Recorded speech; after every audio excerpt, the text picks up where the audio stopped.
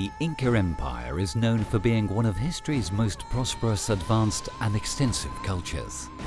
Its territory, referred to as Tawantinsuyo, stretched from Colombia to Chile in a network of routes covering over 30,000 kilometers. A complex system of roads called Capac Ñan, the Great Inca Road. The challenge was to link towns in this mountainous territory. To cross rivers and gorges, the Incas built stone or wooden bridges. But one of the most outstanding techniques was with vegetable fibers. This is the story of Queshuachaca, the last Inca suspension bridge in the Andes. The story of a people unwilling to give up their customs 500 years after Spain's conquest.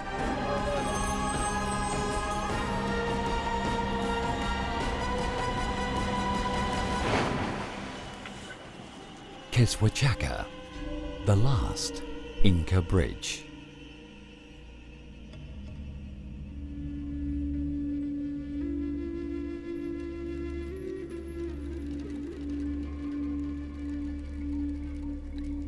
This is Quehue, a remote area in the district of Cusco, in the heart of the Peruvian Andes. At 4,000 meters above sea level, the lack of rain and resources make this one of the Earth's most inhospitable places. Nature here is cruel to those who do not know how to use the few opportunities it offers. Its inhabitants certainly know how to. They are used to living in the middle of this bleak upland.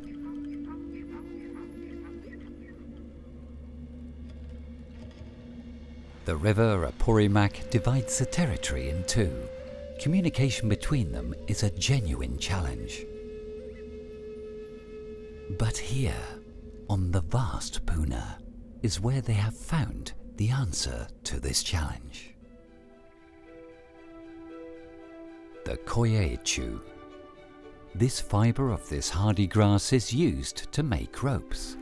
This is the raw material for Queshuachaca, meaning rope bridge in Quechua.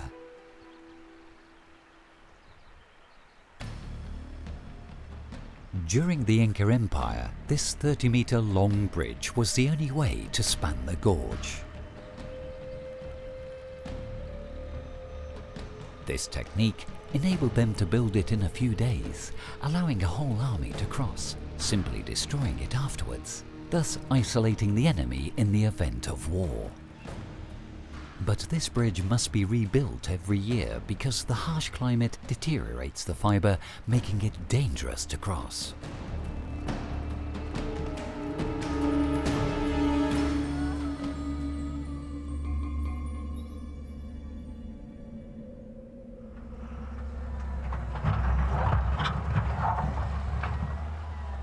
It is the second week of June, only a few days before Queshuachaca is renewed.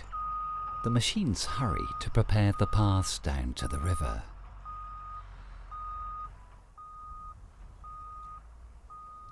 Victoriano lives quite close by.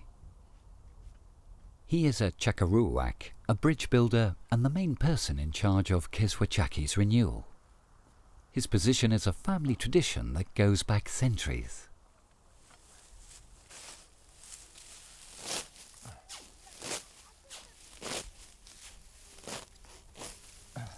Like every year around this time, he must collect enough coya to make 70 meters of quechua, a length of rope that each family must provide for the bridge renewal.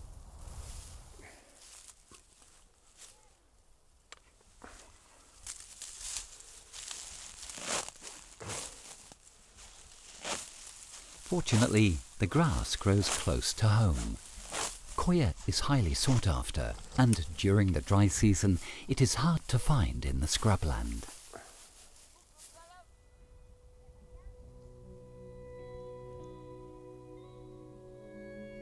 Vidal is Victoriano's son.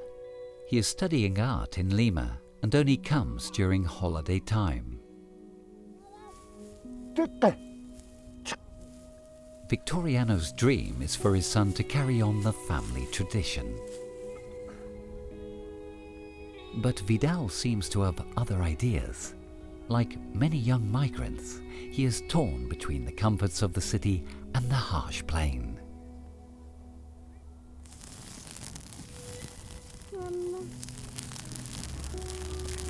His wife Jennifer keeps house and looks after their daughter Paloma.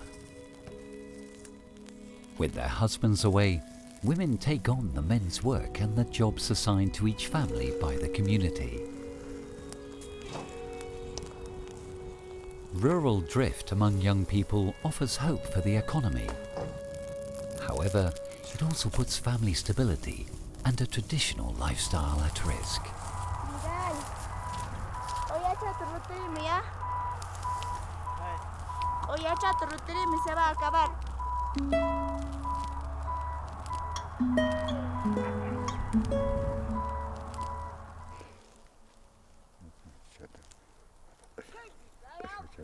Permission is asked of the apus, the mountain spirits, for each activity. Daily life here is full of rituals reflecting people's relationship with the environment.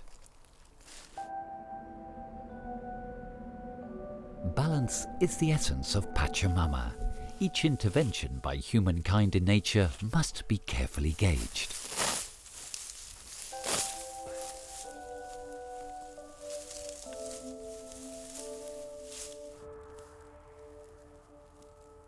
Jennifer prepares the watia, a way of cooking food by using an oven carved in the ground.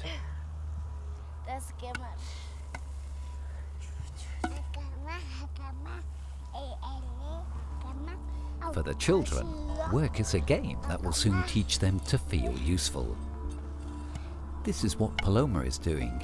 Her neighbour Valentine too. Today skips school. He'd rather be here and learn from the chakarwak.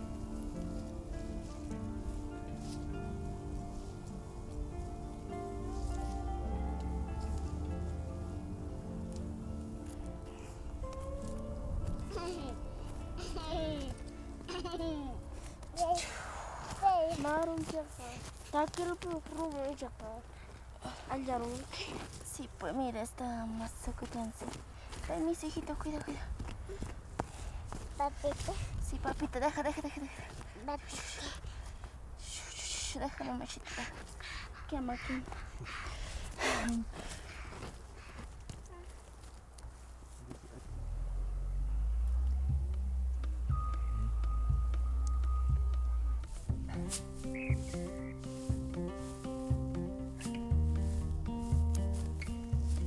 Victoriano has collected enough koya. It is time to lay it out in the sun before preparing it next day.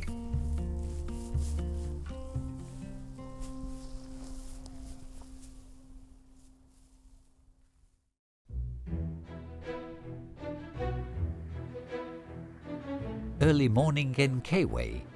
There is an unusual amount of activity on the newly prepared roads down to the Apurímac.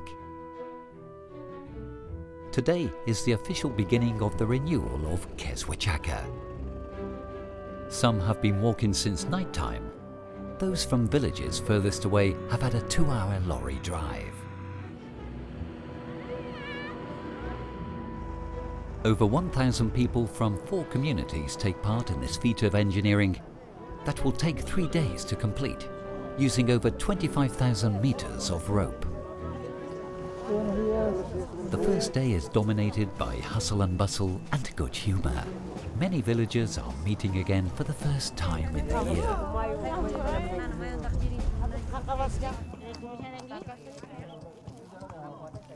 Latecomers work on braiding their quechuas to the very last minute. Besides the material provided by each family, rope is weaved constantly during the whole renewal process, particularly by the women. A commission keeps a tally of what each villager delivers.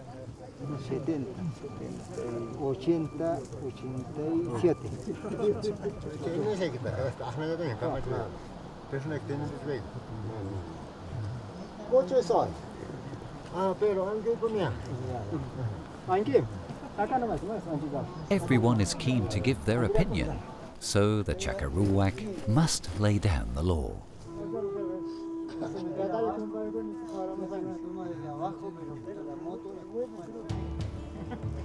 Work begins by stretching the kezwas out on the ground. The idea is to sort them into groups, making a thicker rope with each one. However, there is not a set number of ropes in each group. Sometimes it is not clear how many must be joined.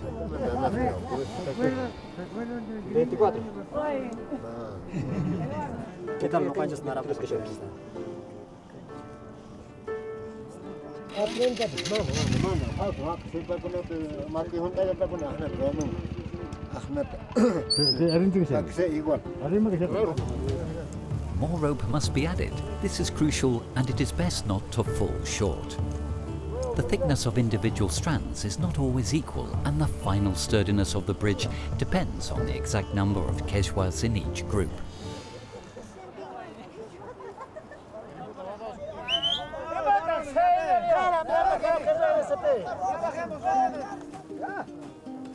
Once the kezwas are sorted out, they must be twisted.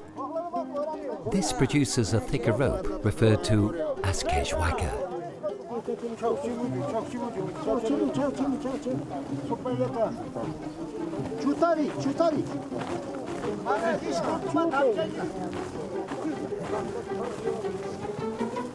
Once joined, the rope is pulled tight to temper it. The villagers almost regard this as a game.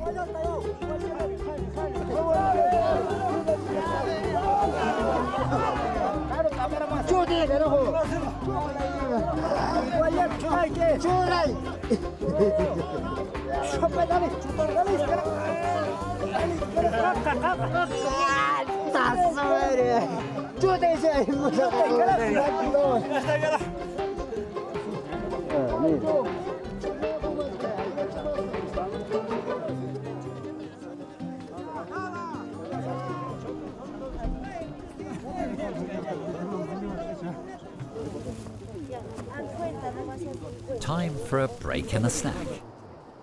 The commission hands out bananas and bread. Simple food, but enough to keep them going during this long day's work.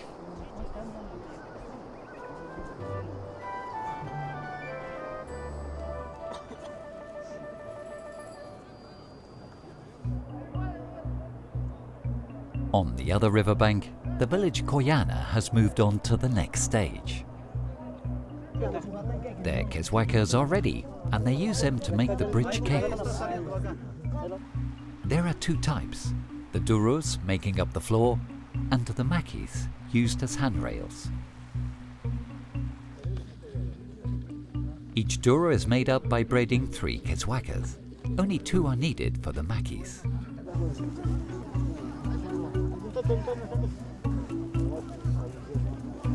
They need the rest of the day to complete the 4 duros and 2 handrails making up the bridge frame.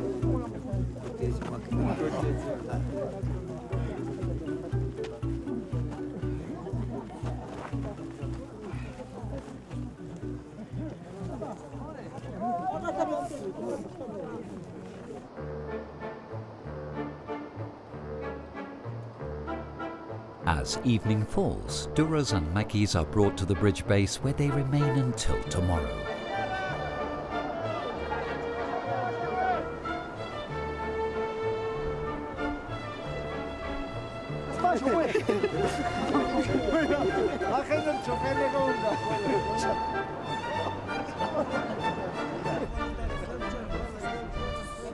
Work is over for today, but not for everyone.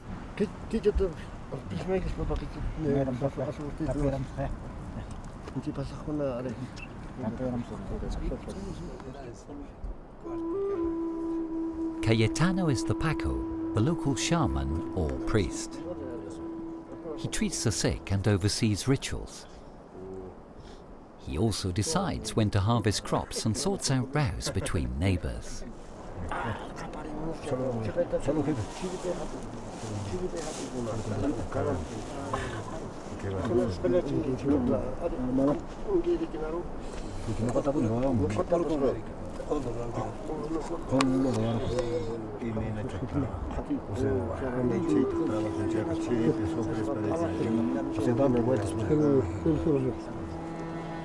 The spiritual leader is the only one allowed by the Apus to set up at the ritual table. This includes offerings dedicated to the Pachamama by the villagers. Coca leaves, alcohol, tobacco, corn and other products.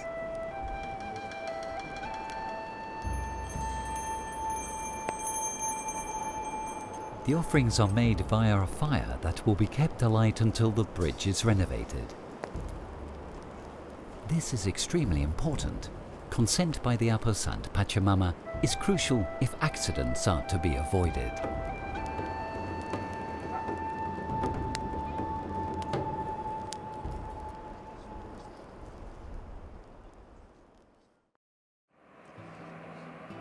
The Apurímac, the talking god in Quechua, is one of Peru's major rivers. Its source on the snowy slopes of the Mismi is the furthest from the Amazon River. For most of its 700-kilometer course, the river flows through canyons, waterfalls and rapids. During this season, however, the water level is at its lowest. It divides the district of Quehue into two parts. On one bank there are the villages of Winchiri, Chaupibanda and Chocaiwa. On the other side, Koyana Quehue, where the administrative capital is located.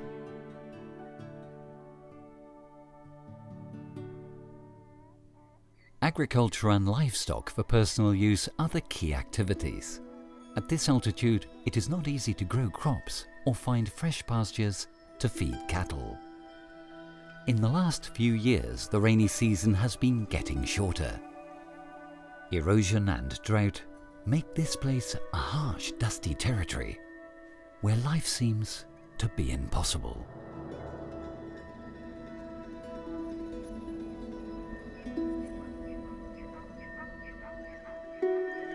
But the same land that denies people its bounties conceals a treasure deep in the earth that humans found in the Andes thousands of years ago.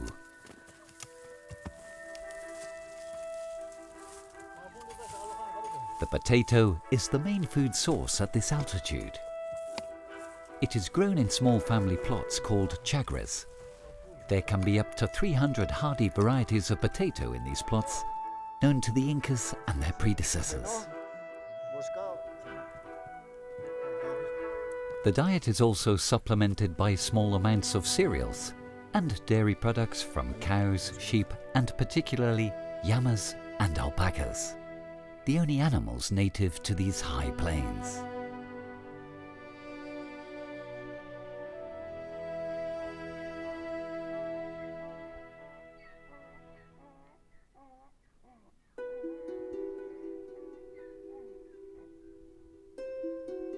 Most of the day is spent moving around these vast spaces, taking the cattle to graze. This also includes the children. There is only one school for the whole area, and some have a 2-hour walk to get to class. When they come back, they help their parents on the land.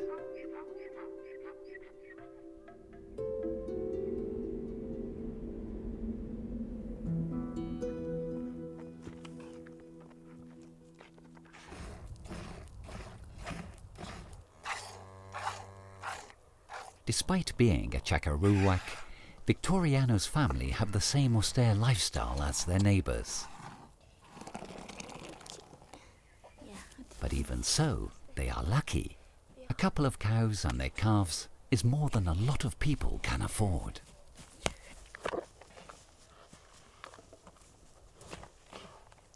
Both animals and humans share the same resources. The calves must not feed more than necessary.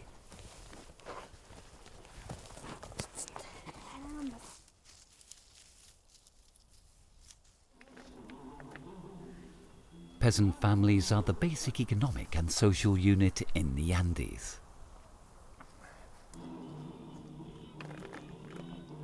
Today, Vidal is making chuño, a traditional method of freeze-drying potatoes using the sun and frost at night. This way food can be kept for years.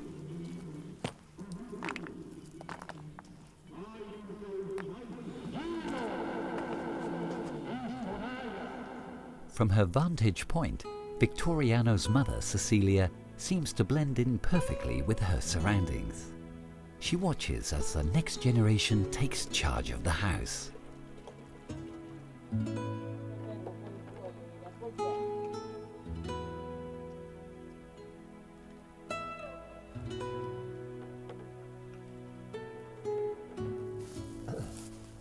A few days before Keswachaka is renewed, Victoriano has already cut the koya and sun-dried it.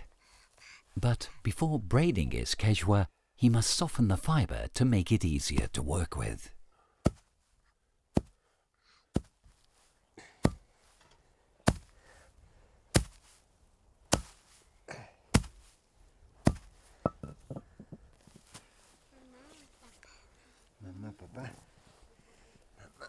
Paloma enjoys her grandfather's company. Children here are very independent and their upbringing is not strict. In return, they learn to respect their elders from a very young age. But sometimes living together every day gives rise to differences between the generations.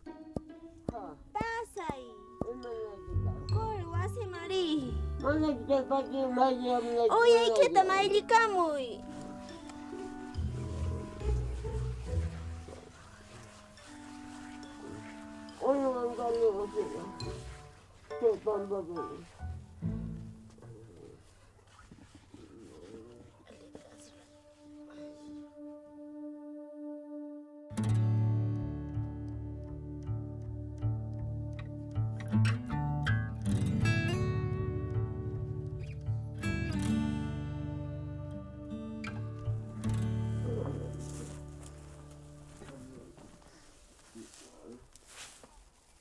As well as being used to build bridges, koya has many other uses in daily life. For example, one of them is as a mould for making cheeses.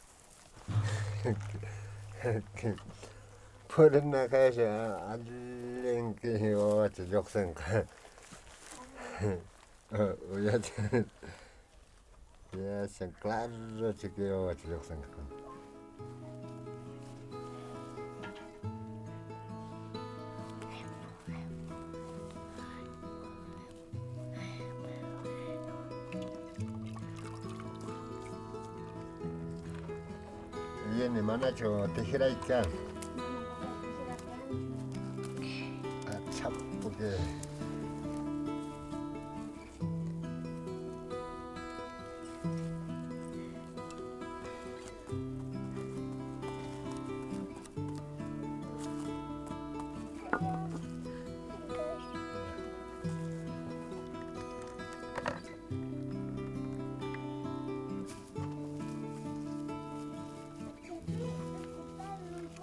Ubi haman.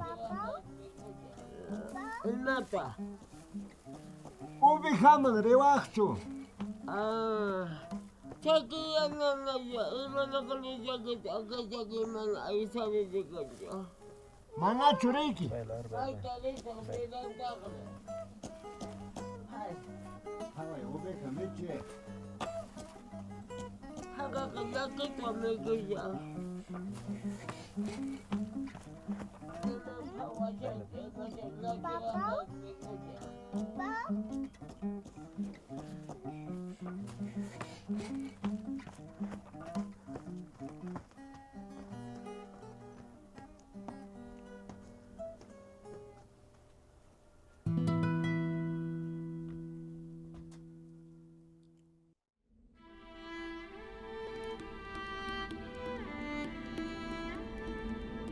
Daybreak in Kaiway. The icy winds sweep across the scrubland while first light energizes the Apus, who silently rule over the gorge, where the old Keswachaka awakens for the last time.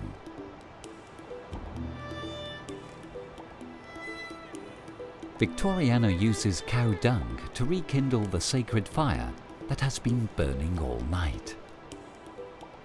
After a short sleep, Cayetano and his men lay out the offerings again next to the ropes that are piled up for the villagers.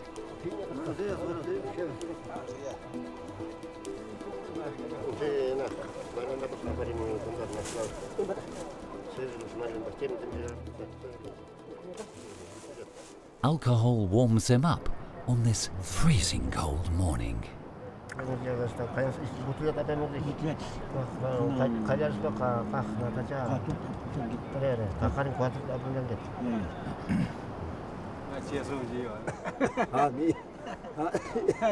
Jokes and good humor precede the ritual ceremony. Prayers blend with more mundane matters.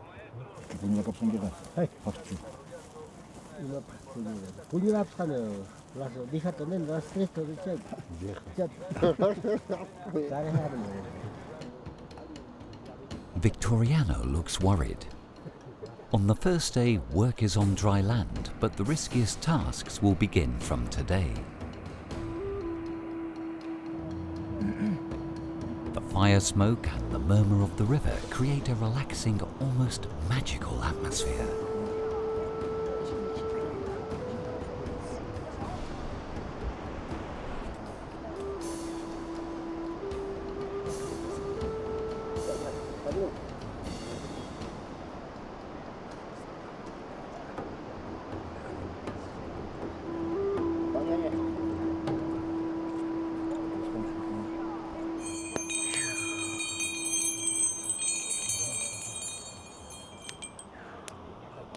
Chaka, Yantuko, Apo Aitamuyo, Agaradikipa, Apo Chaka, Yakona Unche, Kitra Hunches Pas, Wakiuchon.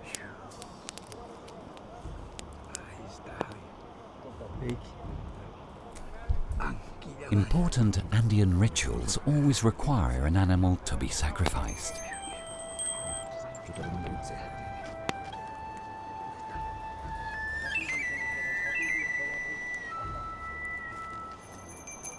Fire is the mouth through which Pachamama is nourished.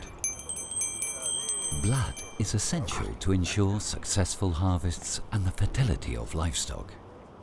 Also to soothe the apus and drive away misfortunes.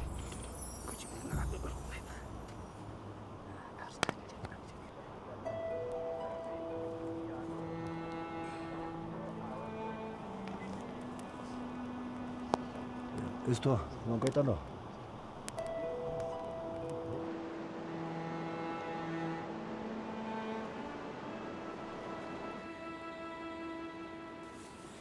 The apus eat the same thing as humans, and this sacrificial meat will provide a meal for the men.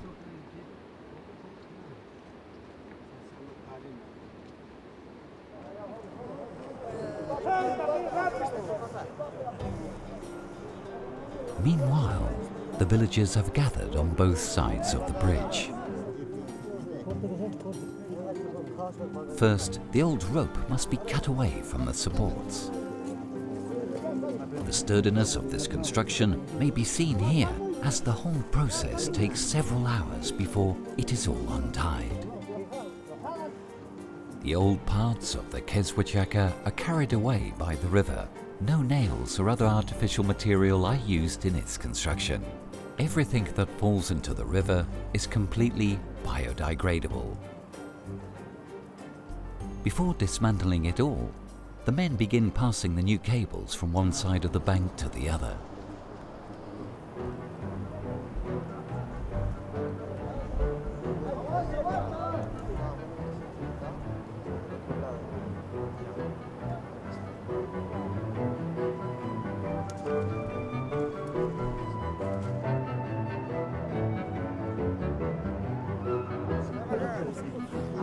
This task is carried out in both directions. A rope is passed from one bank to the other. This is firmly tied to each cable in order to pull it. Jalen de una vez, nos va a hacer tarde.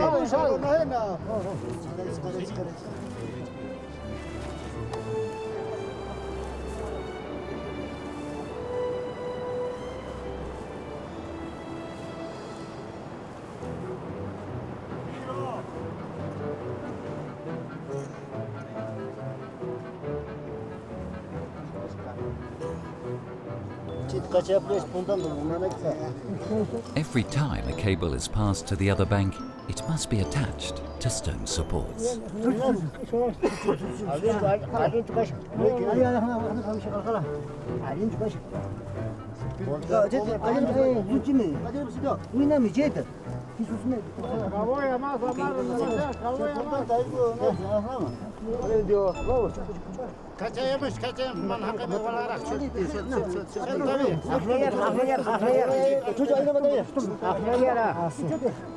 This process will be repeated until the 6 cables making up the bridge frame are in place.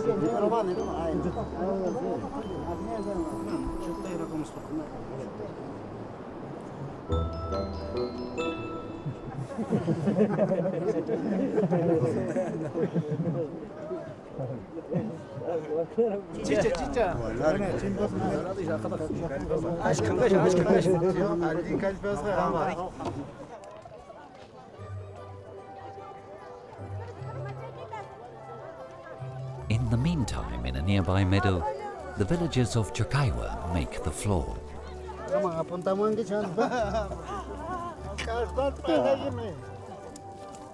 They use chilka branches to do this. Branches from this bush, tied with string, make the base.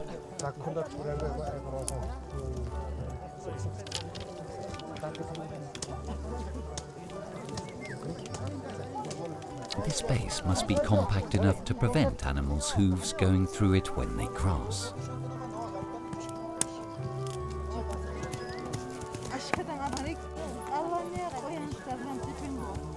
The women braid keswas non-stop.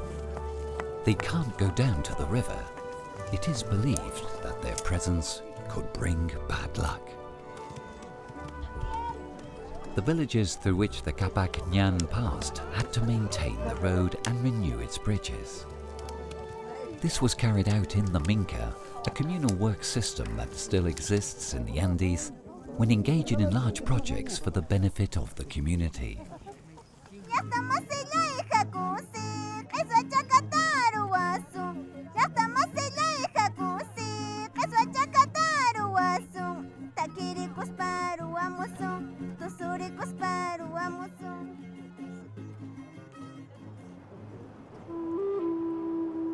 They have already passed the main cables over the river. Once the base of the new Keswachaka is anchored, the old bridge is history. The past plunges into the waters of the Apurímac. A new project re-emerges in the Altiplano with the promise of a better future.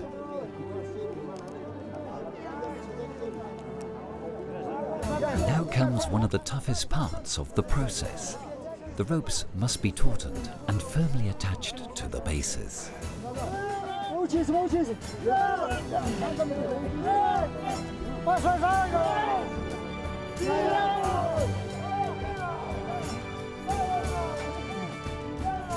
Extra help is needed. Koyana's help is urgently needed.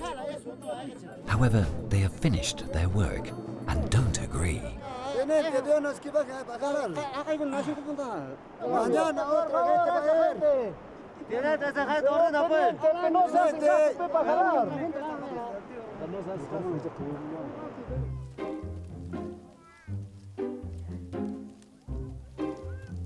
Chakarwak has already prepared the bridge floor.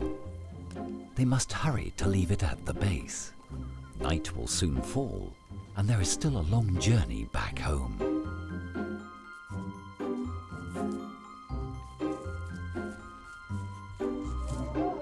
Down on the bank, Winchiri makes the most of the fading daylight to tauten the ropes.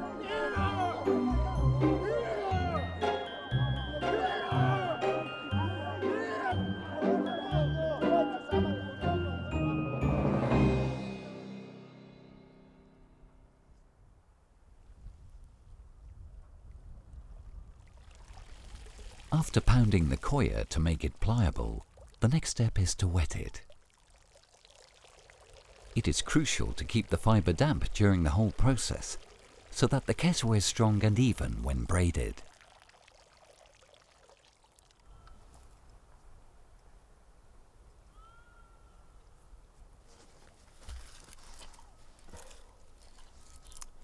Coca leaves are an essential source of energy and a remedy for altitude sickness. Although more usual in the humid jungle areas, not at this latitude, people of the Altiplano are never without it. To extract its most active properties, it is mixed with yifta, a type of limestone. This releases the tiny amount of cocaine in the leaves in just a few seconds.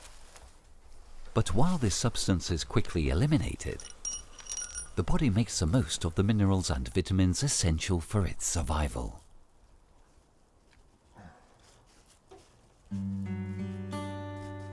Victoriano must braid 40 arms lengths of keswa. That means roughly 70 meters. This laborious task will take him several hours.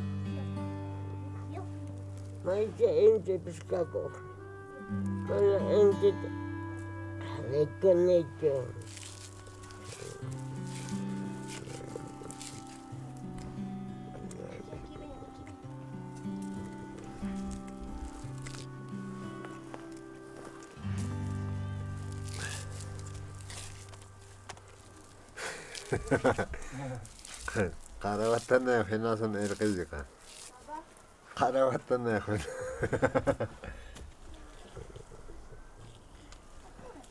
Yorahmaro chatare grande pa.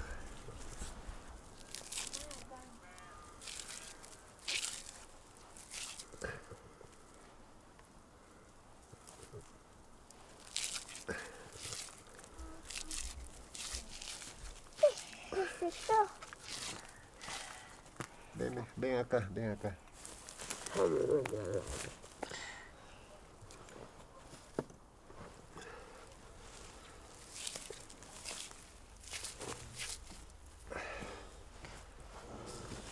Women are not allowed to be a chakarwak, but Paloma will soon learn the braiding technique and at the same time something that is much deeper and significant.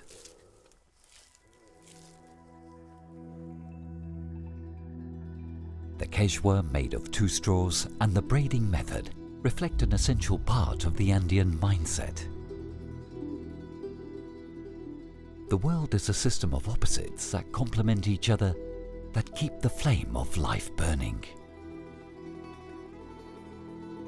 Masculine and feminine, light and darkness, life and death. This duality is the driving force of the universe, an energy that is in constant flux, dividing and multiplying to form more complex realities. Like all the universe, Keswa Chaka is also built from multiplying and dividing its original dual source, the Keswa.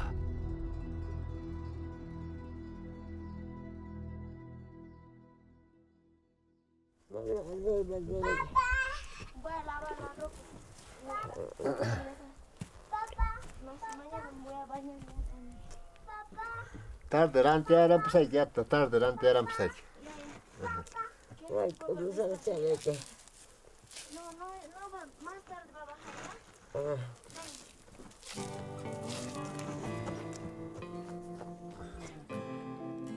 The afternoon goes by with the rhythm of a working day. Victoriano has finished his keswa. 9. Ya 40. Jennifer washes the suit her father-in-law will wear during the bridge building. Cecilia enjoys the last rays of sun. And Vidal daydreams of being a success on stage in Lima.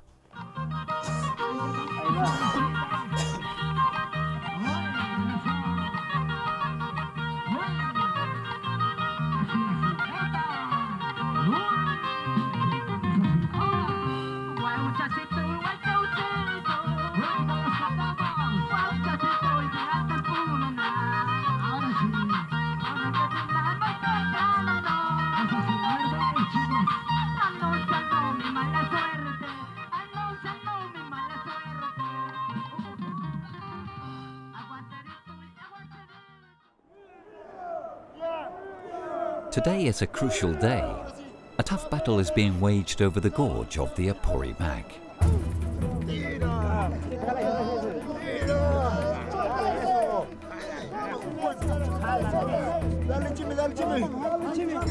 The day began as it ended yesterday. The men are in a race against the clock to finish the bridge. The duros and handrails must be tautened again. This is vitally important. If it is not taut enough, the safety of the whole structure could be at risk. Orders are given quickly and the villagers start to get nervous.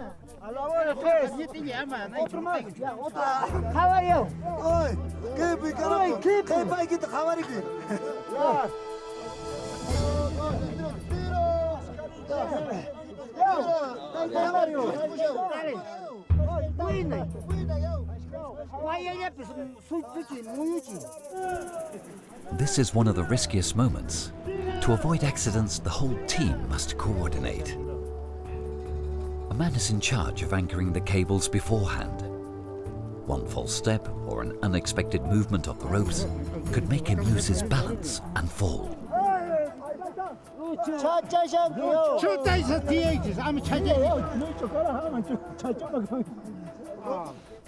But the hardest job is carried out on the floor. The cables must be attached to their supports without them coiling back.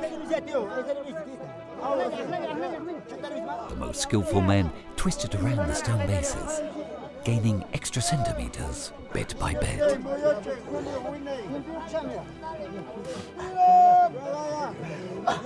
Maneuvering in the narrow channel where the bases are makes this job particularly complicated.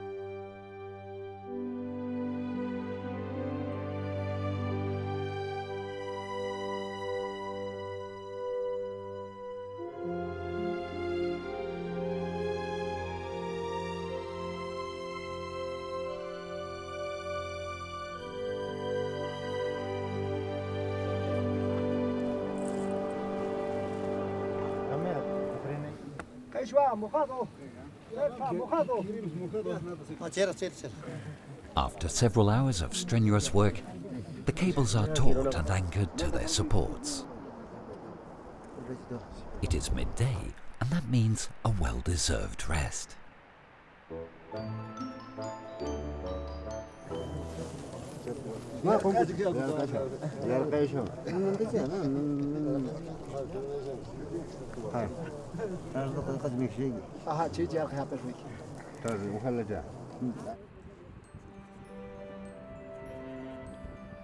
Meanwhile, the villagers of Chocaiwa set about making the kayapos, poles that will act as crossbeams on the floor of the bridge.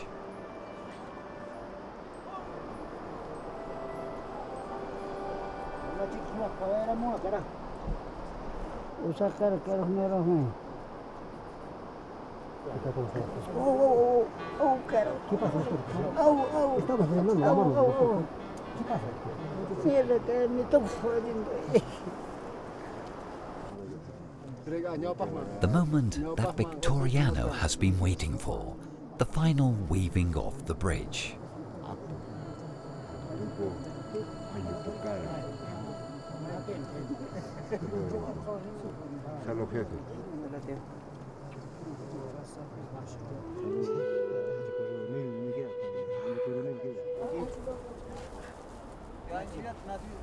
Until recently, Victoriano was the only bridge weaver.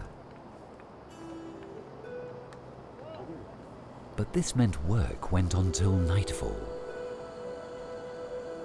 So Victoriano taught Eleuterio, his disciple.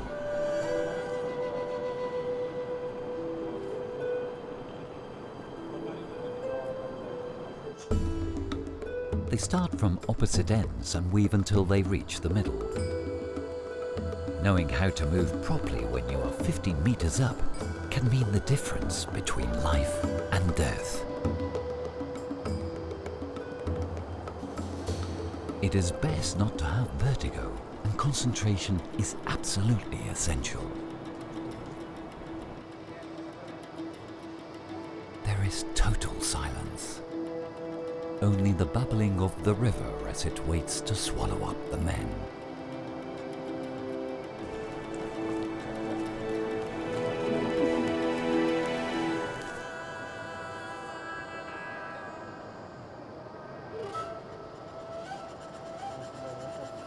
As they move along, the bridge becomes less stable and increasingly dangerous.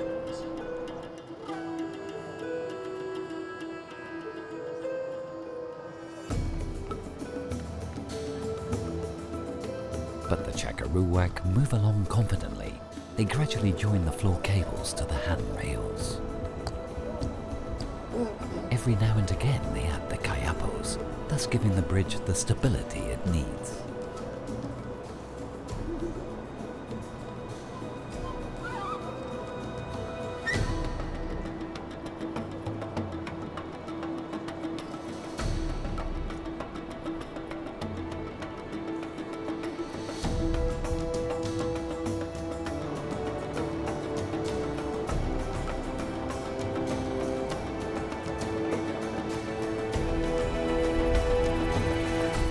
Two weavers meet, the new bridge is almost ready.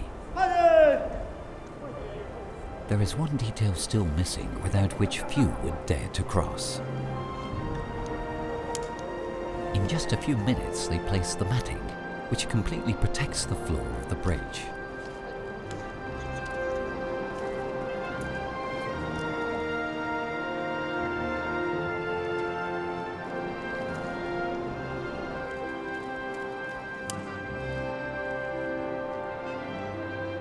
Mission accomplished. Thanks to everyone's effort, the community may now cross safely. A new cycle begins, life is renewed, and work turns into party time.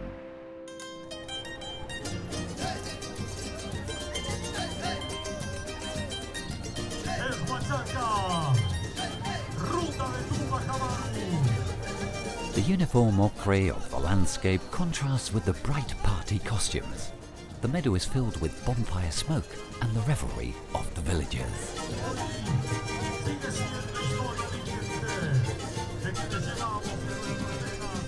Victoriano can relax at last. Now it is time to socialize, enjoy oneself and eat plenty. There is time to eat one's fill with meat and other delicacies. The four villages of Kewe celebrate the renewal of life again.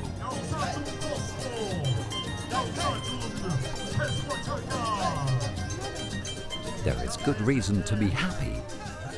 A new generation is making great strides to ensure their customs are not forgotten.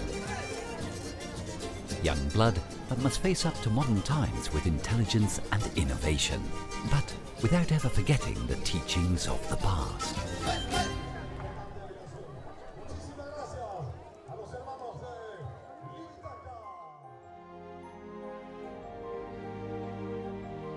The new Keswichaka Bridge, splendid and proud, reminds us that each blade of grass represents an inhabitant of the Puna.